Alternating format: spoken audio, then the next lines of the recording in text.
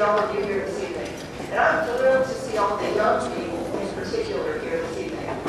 For those of you who don't know what the League of Women Voters is, we are a nonpartisan group with no political agenda. Our only goal is to try to help individuals in our community become more informed about issues that are important to them. And we think education is a critically important issue.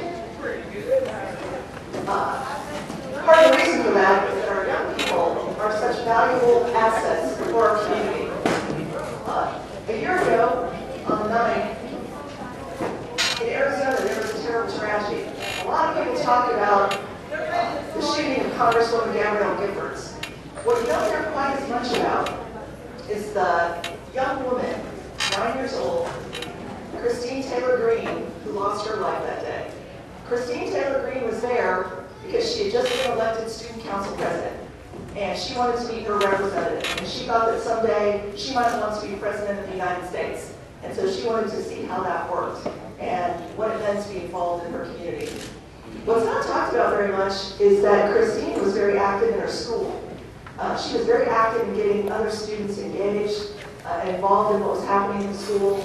And personally, she was a very strong advocate for issues she believed in. So when a young boy at her school was being bullied, for 2 weeks, Christine took it upon herself. She didn't know him, he wasn't a friend of hers. She sat next to him in the cafeteria every day until the bullying stopped. She was a person who understood that she had a powerful voice, and she used it in a way that was very respectful, that was very constructive, that was very engaging, and that made a real contribution to her campus. Those are the kinds of values that the League of Women Voters honors. And let me say that I think all of you tonight should be honored for taking the time out of your very busy lives to become more informed about an issue that's important to all of you.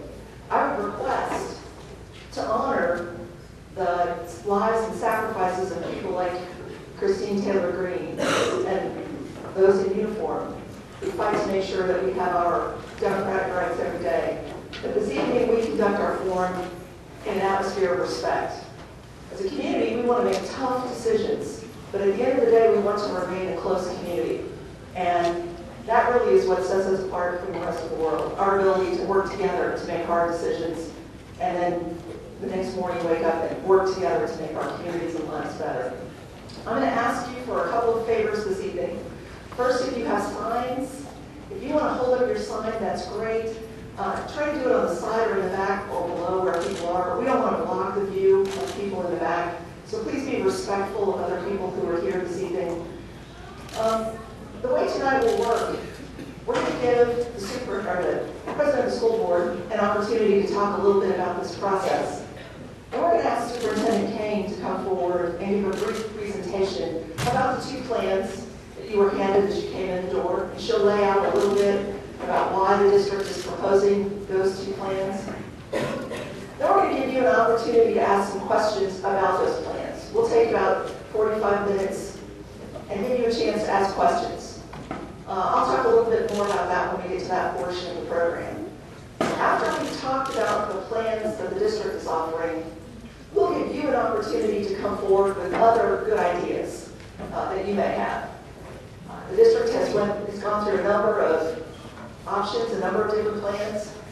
Tonight they're here to hear from you. They really want to know your feedback. If you have a great idea, they want to investigate that. And so the second portion of our participation this evening will give you a chance to present those good ideas. All right?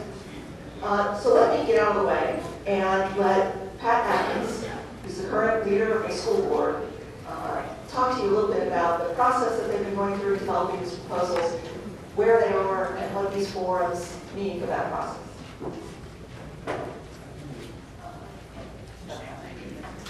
Got plenty of money.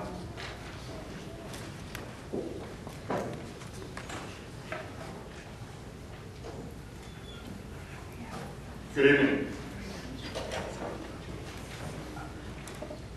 Let me begin by welcoming you all to our fourth forum on the school consolidation and closing options that the board's looking at. We knew that the board wanted to be in attendance at each of these forums, and we wrestled with how to allow a quorum of board members to be present in light of the requirements of the Texas Open Meetings Act. And so what we did is we have posted each of these board meetings as a formal, each of these public forums as a formal board meeting. So that if we had a quorum present, we could call the meeting to order in accordance with the Open Meetings Act and not be in violation of the law. We do have a quorum of members present. So at this time, I will call to order this meeting of the Waco ISD Board of Trustees, and we will proceed to item 3A, which is the public forum on consolidation and school closing options. With that, let me introduce the board members who are here. Seated down here to my left, your right, closest to the wall is Mr. Alan Sykes. Next to Mr. Sykes is Angela Tikel. Next to Angela Tikel is Mr. Larry Fettis. I know Norman Manning's here somewhere. Mr. Manning's over here on the other side. Mr. Dupuy has just made a timely entrance in the back to the top of the stairs. Is Mr. Williams here? Mr. Williams has been in attendance at every forum, including the one last night. It was entirely in Spanish, so I fully anticipate he will be here. I know this is an issue that's very important to him.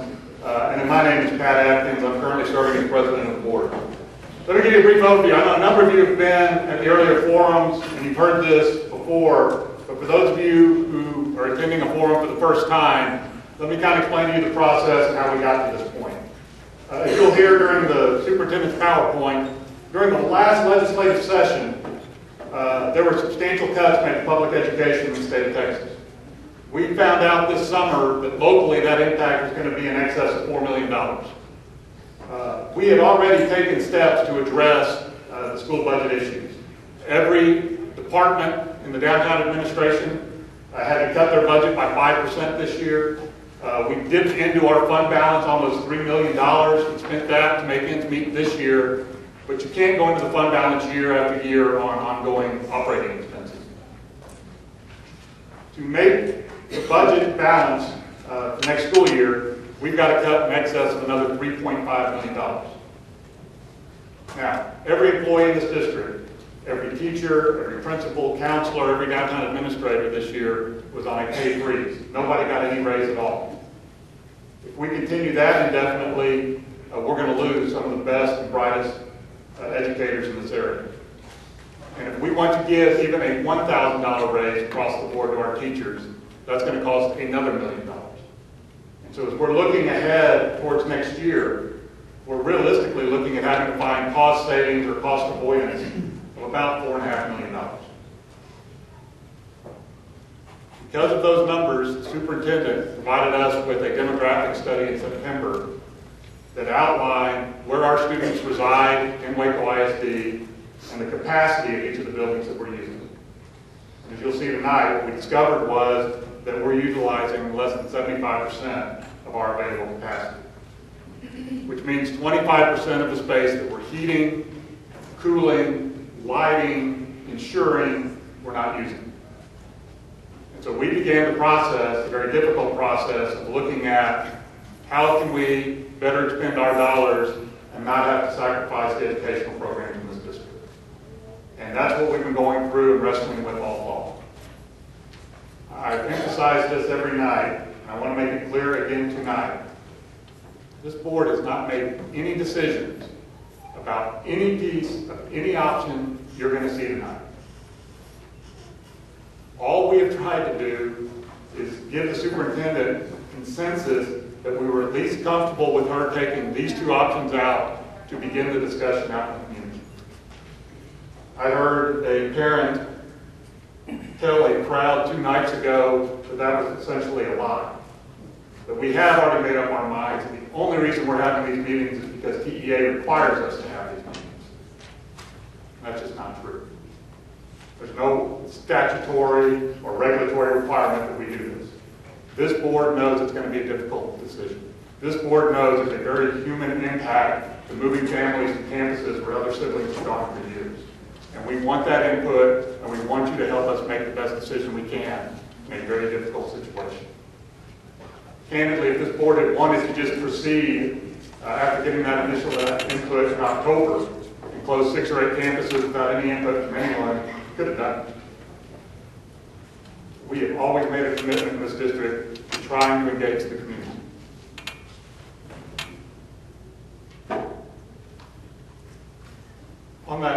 To that same end, I know a number of you are very passionate about what you need. I understand the love for this particular campus. But over the last week and a half, there have been accusations with respect to the integrity of the board. There have been unfounded conspiracy theories.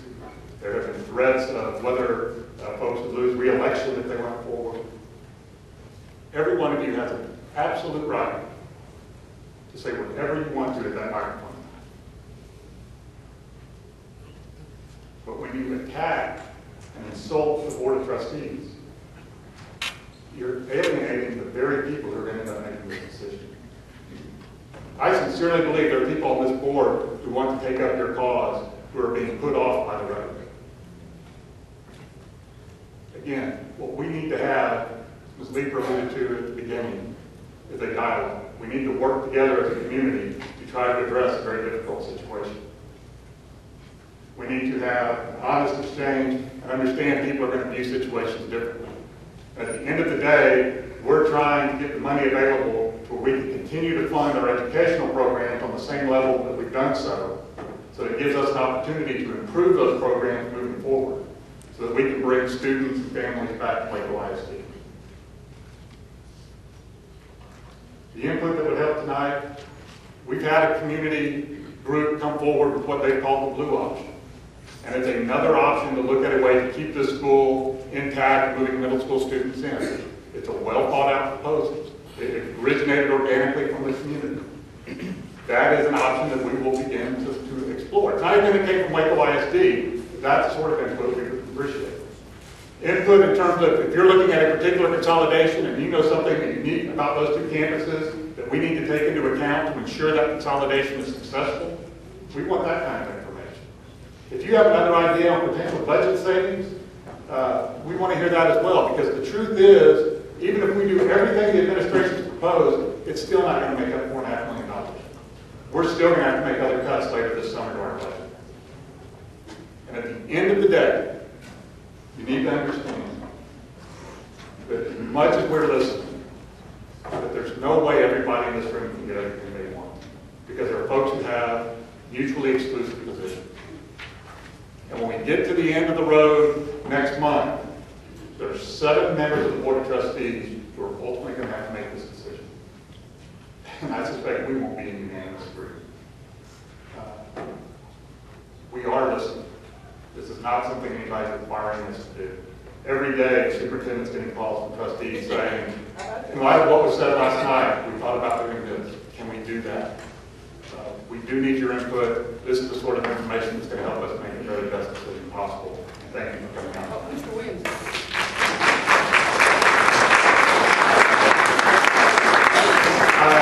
I was told that Alex Williams is now here. Mr. Williams?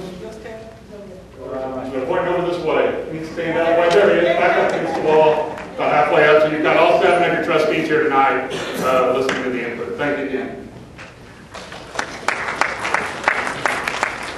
Fantastic. I will tell you it's a really valuable thing to have all the members of the school board and the superintendent investing time in discussion, and I'm excited to be here. For the next few minutes, we're going to ask Superintendent Kane to lay out the rationale for why those 2 proposals were constructed and why they're being offered. You heard a brief overview from President Atkins, but let's give Superintendent Kane an opportunity to make her case, and then remember following that we'll have a chance for some questions. So you might make notes to yourself about particular things that you're interested in as she makes her presentation. Thank you, Ms. Lee. And also, I will be reading from a script because the board felt like it was important that everybody hear the same thing. So, thank you for your attention. As Mr. Atkins said, a lengthy 82nd state legislative session lasting into the summer created a chain reaction resulting in school districts not getting working budget numbers in a timely manner. So we spent $2.9 million from our fund balance. We already know that next year we're going to require $3.4 million in budget cuts and cost avoidance measures, above and beyond what has already been cut. $3.4 million will offset the loss of the federal education jobs bill that was lost in the second year of the biennium.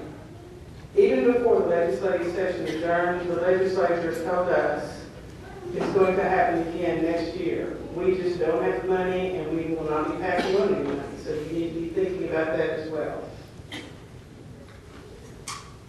Okay, my clicker's not working.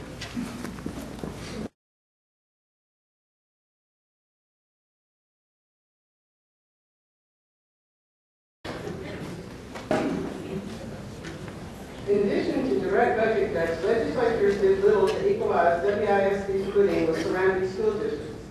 Texas legislators did not address an adequate and inequitable school funding system that they designed a few years ago.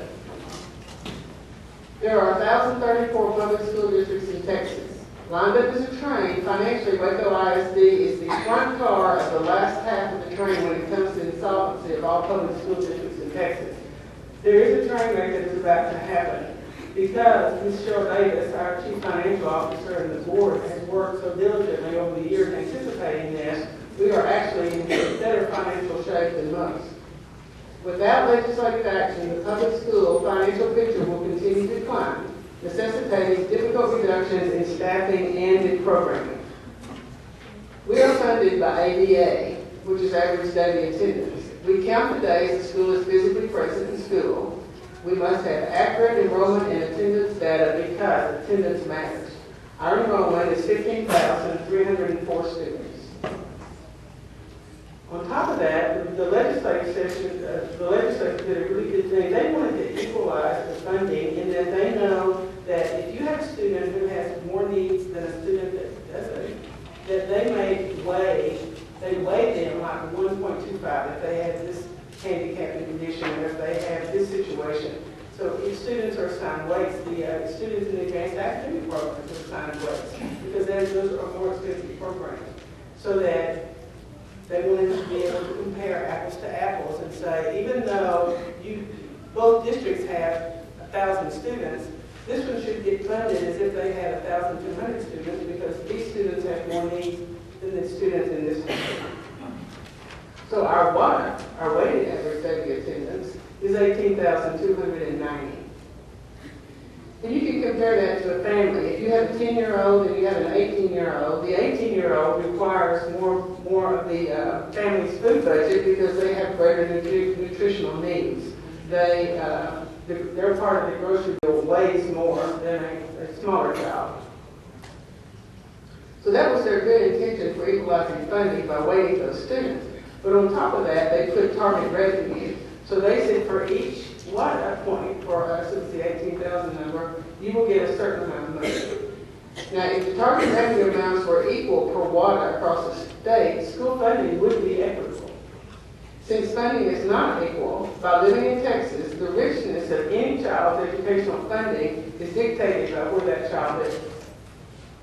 For example, if that child lives in Waco, that child gets $5,090 per WADA.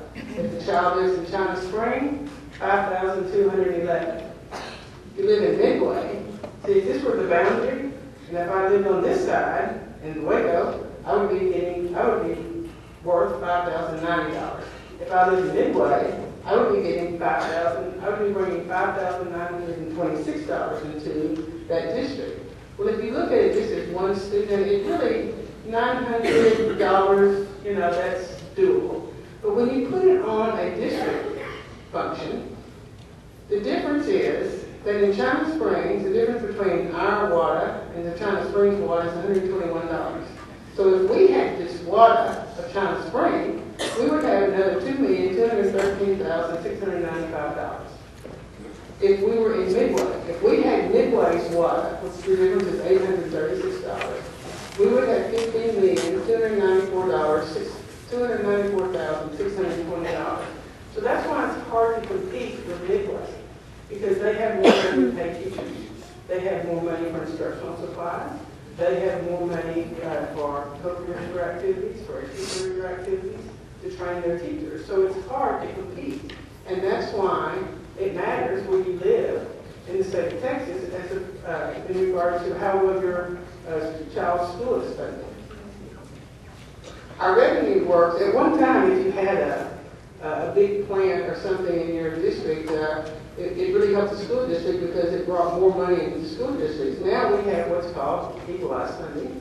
And as our property values go up, if we get more money, if our taxpayers pay us more than $5,090 per student, anything above that, we have to send back to the state for someone else, like Midway, who gets more money for what? If our property values go down and we receive less than $5,090 per student, we get money sent to us so that we have $5,090 times the $18,000 per student. So the more tax revenue is raised, the less money the state sends to Waco ISD. So how can we generate additional funding? Well, more students generate more funds. But for the foreseeable future, our population is projected to remain relatively stable. And this is actually starting in 1993-94, when this chart began. It goes out to 2010-11. We have a chart, a projection chart that goes out to 2020, and it looks about like the last 2 or 3 points there. It's stable. It looks like just a tiny bit by the year 2020, but not much. So it is fiscally responsible to maintain an efficient building capacity because excess capacity above what we need is expensive to maintain and necessary. But are there other ways to generate funding? Well, our property values generate more local funds if the property valuations increase. But historically, our values only slightly increase. However, at one time, the school board, the community could say to the board, you know what, we don't mind being taxed at a higher rate. Raise the taxes, we'll pay them. We want our kids to have these extra things. But you cannot do that anymore. The state took away that privilege. But they did say we could ask the voters if we could have raise taxes. So they said we can have what's called a tax TRE, a tax ratification election. It would result in an additional $4,461,000 for students, and on a $75,000 home, it would be $84 per year or $7 per month. If the board feels like that this is the economical climate that the voters would actually vote to tax themselves at a higher rate. So to find out, are we coming in line with everybody else? We looked at all these school districts that are about our size, and we averaged them. And about the average number for students in that district and for all those districts is 16,451 with an average of 23.3 campuses. We have 15,305 students and we have 30 campuses. So that just reinforces that it is atypical to have this many campuses for the number of students that we have. So we then have to ask ourselves, how does the Waco community want its school district's monies divided? The bulk of our monies are in 3 major categories of staffing costs, instructional programming, and facilities. Staffing costs and instructional programming directly support instruction. Facility costs indirectly support instruction. Small schools are costly. As a school district, we choose where we put our resources. These pie charts are examples of how the school district's 3 larger groupings can be funded. Do we want the larger portion in facilities, meaning that we maintain and sustain small neighborhood campuses, or do we want a larger percent of dollars in more comprehensive and rigorous instructional programming? There is no tipping point, exact point, but the rule of thumb is 85%. That if you have a building that's built for 1,000, if you have 850 students in it, you're at a break-even point. That's about what it costs. If you have fewer, less than 85%, you actually have to take money from your instructional budget or your staffing budget or somewhere and make up the difference of that facility cost. If you have more than 85% capacity, you actually have money available that you could put into the instructional program or into staffing. So if you look at that 85% rule, what does that mean? Is anticipated savings are cost avoidance. You have two elementary schools, and you can make them into one elementary school because both of them are big enough to be one. An elementary, and you close one down, you avoid $450,000 a year, every year from now on. It's not just the first year. Actually, the first year you don't save as much money because there are some adjustments you have. For instance, if we were to close a Lake Waco Montessori and move it to Lake Air, we would need to put cubby holes in for the kindergarten, first and second graders, and those are one-time costs. After that, you save about $450,000 a year, every year that campus is closed. For a middle school, it's $500,000 to $650,000 a year, every year. And for a high school, it's $650,000 to $750,000. The board was anticipating, as Mr. Atkins said, that the budget cuts were going to be severe, so they had the foresight to do a bond issue to start looking at getting away from the neighborhood schools, since the school boards no longer have the ability to tax themselves and pay for them, and start building larger facilities. University High held a little over 1,400 or 1,475. The new one holds 1,900. Hines held 440, and the new capacity is 750. So the movement has been there, but there just hasn't been time to build enough facilities so that this would be done without the Texas legislative funding shortfall to happen. A lot of times people say, well, and rightly so, so where's your money? You know, we hear, you spend more money in athletics than anybody. Why don't you make some cuts there? That's a fair question. And actually, all these lists, you can look at yourself. If you want to go to the AEIS report, these are not secret reports. These are reports you pull off the website of TDA. But I thought I would pull this one because athletics is pretty much a target for everyone, because there's a legend that every district spends too much in athletics. So you look at the state average, because athletics has its part in every school system. We have a lot of hooks to keep kids in school. For some kids, it's athletics. For some, it's fine arts. For some, it's career and technology. For some, it's academies. For some, it's ROTC, other programming. So all of our extracurriculars are important. But we need to look at the cost. The state average for school districts is to spend about 2.4% of the budget on athletics. Waco ISD, the last year we had this information, spent 2.7% of its budget. So there is some room for savings there, and that is one of the areas that we can be looking at, because we know there is some money there, but it's not enough to not look at other major cuts we're going to have. Another target is usually central office, because it appears to many people that most central administration officers have too many people with too much time. So we look at our comparison. The state, the average across the state is to spend 2.1% of the district's budget on central administration. We spent 2.3%, and this is because, as Mr. Atkins said, our board has been looking at all kinds of things, all kinds of areas that we can cut any kind of fat. So that substantiates that we're at 2.3, we're in good shape there, but that doesn't mean the board's going to say, quit looking at areas to cut there. So there are two consolidation options for which the board wants your input. The first is the orange option. The orange option begins with the recommendation to transition all 5th graders to elementary schools and all 6th through 8th graders to middle school campuses, and repurpose Lake Air Intermediate School. The benefits of having at least 3 grades per campus are well documented, especially at the middle age.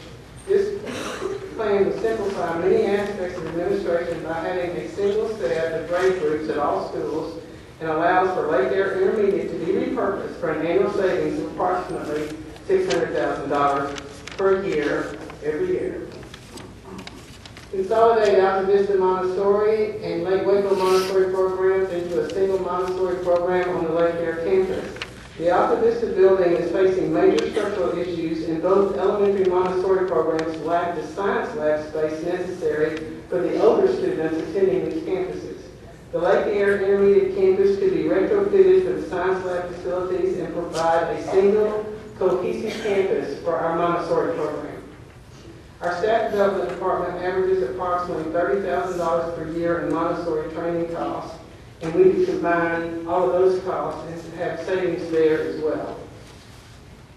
Close Sul Ross Elementary and consolidate those students into Bellfield Elementary and West Avenue Elementary. Sul Ross was built in 1952. I think we can look everyone in the eye and say that Waco ISD, we got our money's worth out of our buildings. It has all of the challenges associated with a 60-year-old building, including expensive maintenance and attempts to retrofit technology upgrades. Compliance with ADA codes will require the installation of not one but 2 elevators, since the existing buildings are detached. The surrounding land uses around Sul Ross are in transition as Baylor University seeks to link the main campus with the city's urban core. This transition, coupled with the planned widening of I-35, suggests that the commercial value of the Sul Ross parcel is increasing, and the district could likely sell this parcel for future commercial development. Close North Waco Elementary and consolidate those students into Providence Heights, Dean Highland, and Cedar Ridge Elementary Schools. North Waco is the oldest of 6 campuses located within a tight geographic cluster. The student density in this area is not enough to optimally support 6 campuses. So each campus is currently underutilized.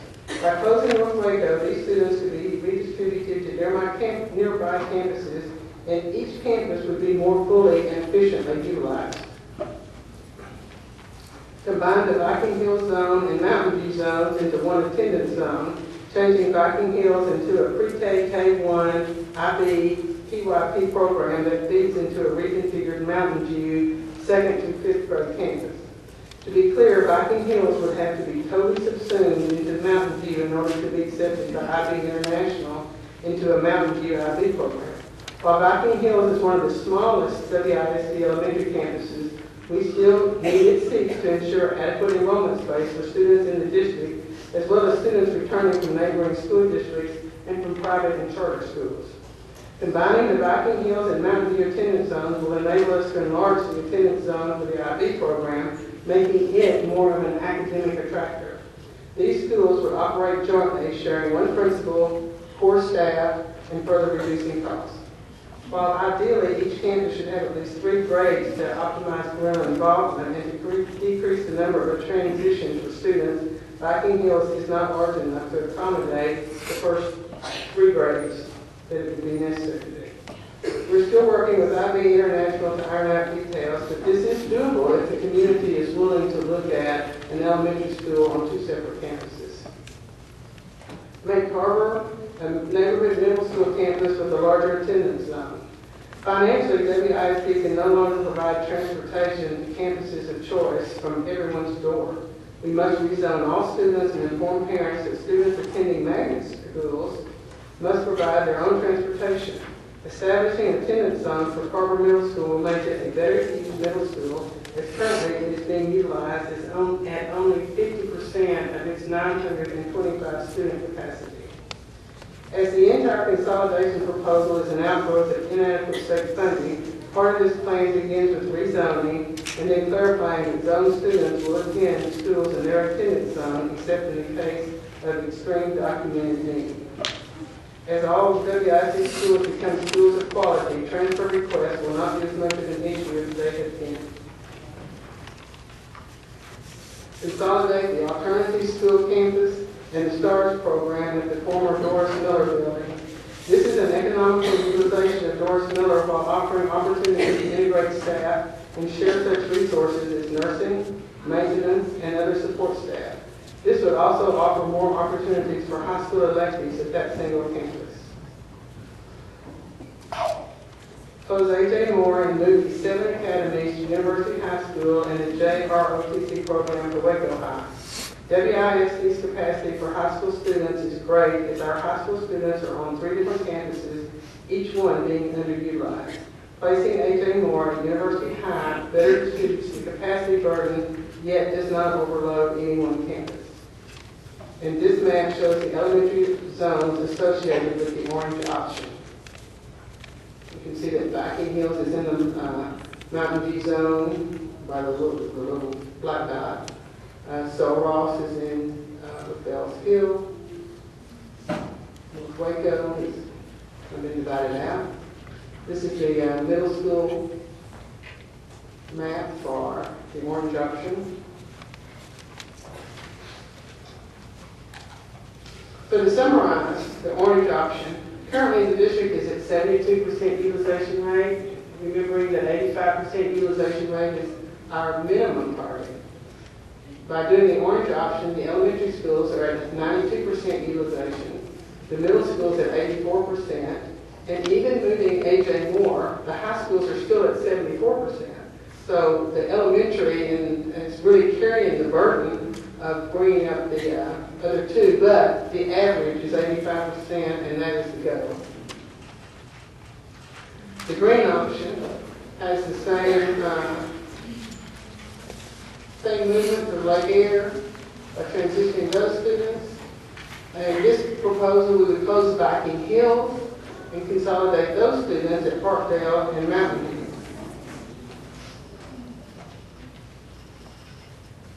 We would close Ross as we did in the orange option, same plan. North Waco, same plan. Make Carver a neighborhood attendance zone middle school. And actually the boards, and Mr. Atkins is right, I get many calls every day about can we change this and what would this look like, but we've already had efforts from the board to see what we could do to put the somehow put a magnet back in some way. It wouldn't be the being able to transport every child who wanted to go, but we're looking at making a Carver, wherever Carver would be, still have that magnet component. Alternative school and stars at Doris Miller. Same recommendation as the other option for A.J. Moore.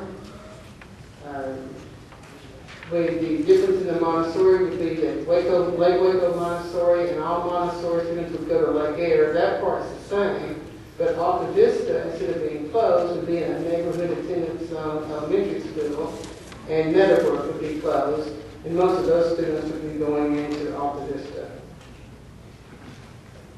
And this would be the green options elementary zone. And this is the middle school green options.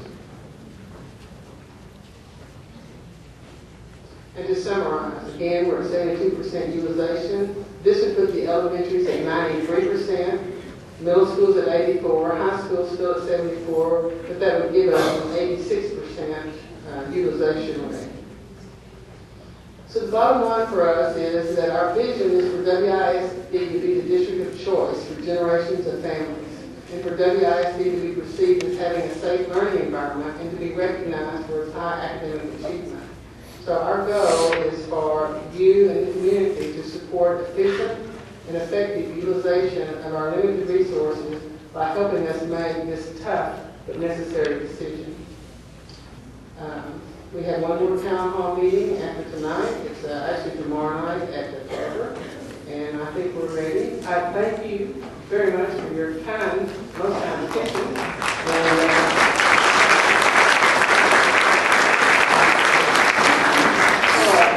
My job tonight is to make sure that we hear from as many different voices as we can. And so to do that, I'm going to need your help. So what I'm going to ask you to do, if you have a question, I'm going to ask you to come down to the microphone. Now, I want to ask you to do a couple of things for me. We're going to have some folks from the League of Women Voters here who are going to get your name. So we want to make sure we get the right names, they're spelled correctly, so that we can input that information with your feedback. I'd like for you to ask one question. I know you probably got 100, but we want to try to move people through. When you finish your question, if you have more, please feel free to go back to the end of the line and come back through. But we want to hear from as many different people as we can this evening. We're going to limit your time at the microphone, your question, to about 3 minutes. And I'm going to ask Superintendent Kane to limit her answers to about 3 minutes so that we can keep things moving and hear as many things as we can. We have a timekeeper who will try to help us keep track of the time. And I may ask you to bring things to a close. I'll be as gentle as I can. But just know it's because I'm really trying to help move things along. When you're finished with your question, if you'll step back to the scribe and make sure they have your comment recorded accurately. I know sometimes I'm clearer in my mind than I am when I talk. And so we just want to make sure that we have your thoughts recorded clearly in here. Okay, does that make sense? So we'll do this for about 15 minutes or so, and then we'll focus on questions about the plan, and then we'll shift to other ideas. Okay? So if you want to go ahead and come on down, the lead folks will help you. We hope this is a great, respectful, constructive discussion.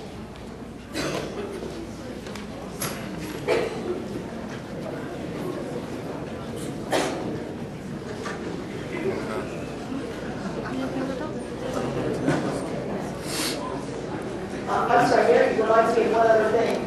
I used to teach public speaking, and they say that the fear of death is the number one fear. The fear of public speaking is number two. If you don't want to stand up and ask a question, maybe you don't want to go to the website, you do have cards. There's some out in the hallway. You can feel free to write your question and put it in the box. We're trying to find as many ways as we can to encourage people to provide feedback. All right, and let's please be respectful of our questioners and the answers. There are a lot of folks in here, and a lot of movement makes a lot of noise.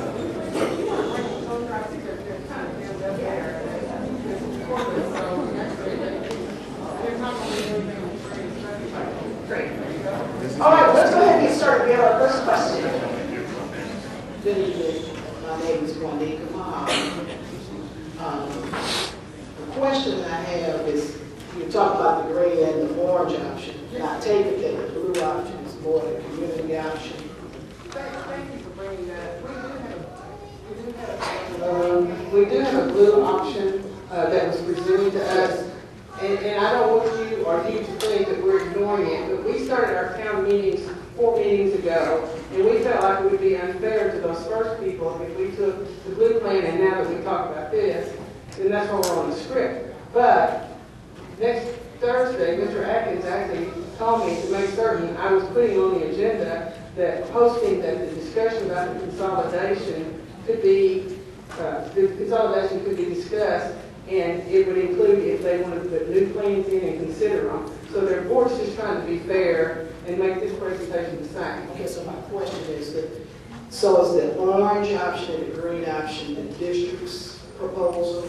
The orange option and the green option was the starting point where the district wanted to say, see, if we came out with nothing, then everyone would say, well, I don't know if I like your plan or not. So the board felt like if they came up with some things to open discussion, it would be a good start. But they don't have ownership in that we're going to do A or we're going to do B. And to be honest with you, I would be greatly surprised if they pick orange or green. I can make it Okay, prefer. so it's not either. It's No, not no.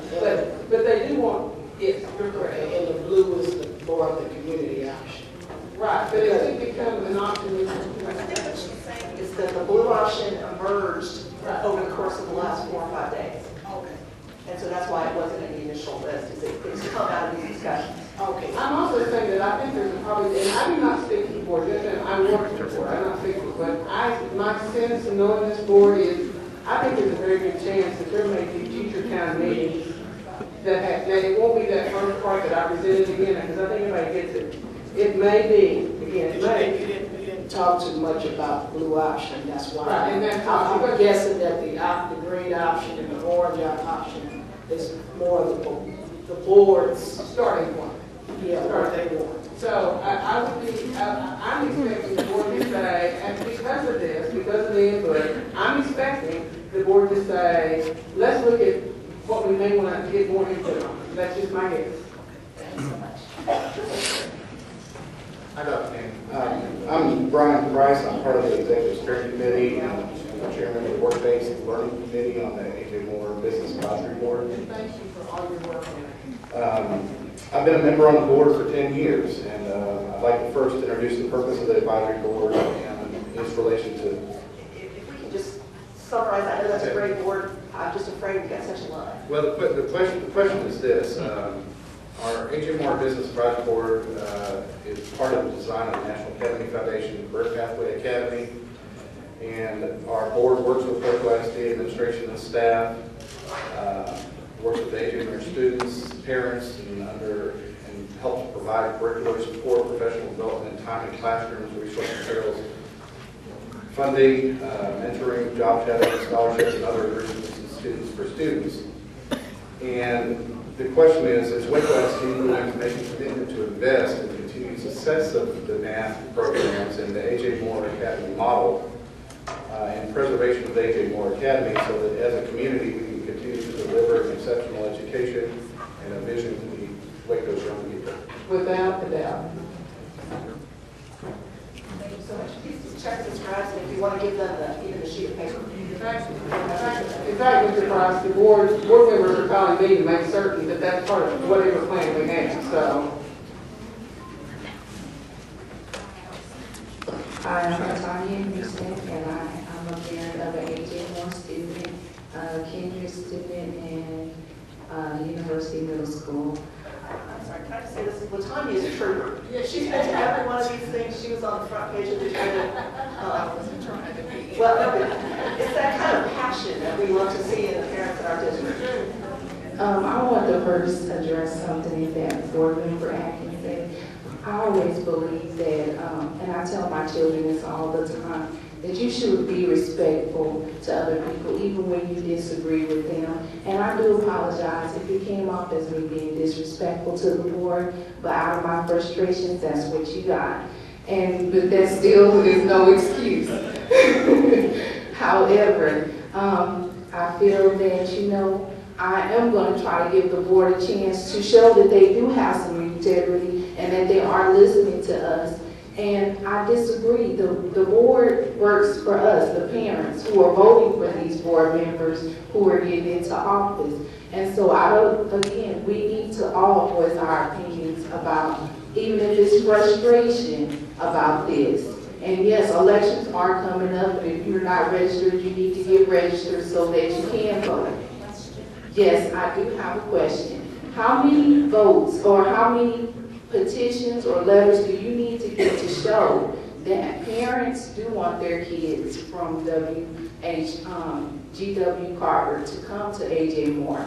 Because to me that seems like a very good plan to get the numbers that we need into the schools, even if it's just not AJ Moore, but into University High School or Waco High School. How many parents do you need to hear from? Do we need to go out there and solicit those schools to kids, to parents to get them in to go along with this plan?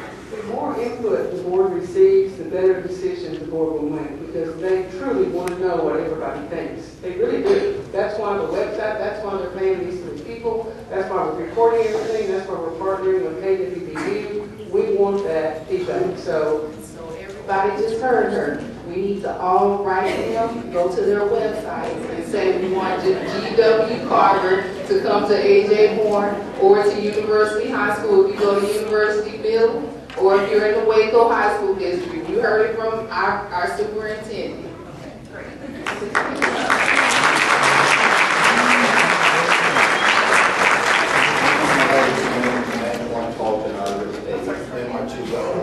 My name is Antoine Tolton. I am a 2004 graduate of this school and a current graduate student in Baylor.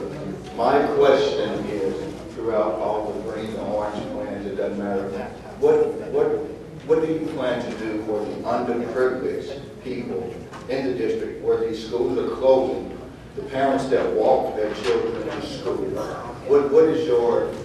How do you plan to address that? Because you already said, as you know, the politics that they're playing in Austin, that you can't even afford to transport the students. So think about all of the underprivileged families that will be affected with this, not just AJ Moore, but let's focus on the little children first. How do you plan to address that? well, right now, we have students from, 88% of our population is from poverty. So we already have that issue. We have students from poverty who live closer to the school, and we have students from poverty who live very far away from the school they're zoned to. They may actually be closer to another school, but they're not zoned there. So, and thank you for letting me clarify part of the presentation. When I was talking about not being able to afford transportation, it was when I was speaking the part about magnet schools. Now, if you live here and want to go to that magnet school, we do provide them. So, but if it's your regular zone school, we are obliged to provide transportation for any child who lives beyond the 2-mile limit. Okay. One question. Yeah, that'll come back. Thank you. Thank you so much.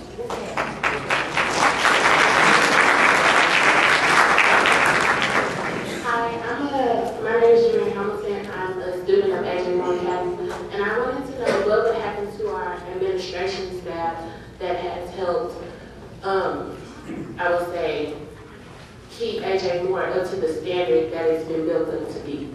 Well, I'm very happy that the students here recognize that it's not just the teachers, it's the teachers, it's the paraprofessionals, it's the librarian, it's the administrator, it is a whole package. And that's why in the plan that would be relocating AJ Moore, that we would, of course, you can just have one principal of the school, I mean, by law, and somebody's up in charge of it. But the concept with Mrs. Ryder, who's been speaking with Mr. Correa, is that there would be an area of University High that would be for the academies. And we would need to have somebody, and I think we could probably find somebody who's got a lot of experience, who would be over the academy. It'd be kind of like the academy principal. We couldn't call him that, but it would be maybe we could call him shepherd for a better word, or director, I don't know, but someone, because we need to maintain the national certification for academies. They're very strict standards. One reason it means something when A.J. Moore wins all these awards is because it's very high standards to qualify for those. And since we value that so much, we need to make certain we meet those standards. And it is very typical, since most schools have their academies in a high school, we'll follow the most successful model, which is to have a person shepherding that. Now, I know you got more than one administrator. And as we would add that many more students to a school, we would need more administrators. Now, I'm not saying the two you have now would be sitting there by Ms. Ryder, because the A.J. Moore students would be allowed now to take other classes that aren't available to you now, some athletics, fine arts, and things. So there would be times that you would, by choice, want to be in those other classes. So if you're worried about having a job, I see the positions over there. Now, I'm not saying if one's offered a job as a principal somewhere else, they're not going to take it, and I'm not going to say, oh no, I'm sorry, we need you over here. But we would like to see them all over there. There'll be a place for them.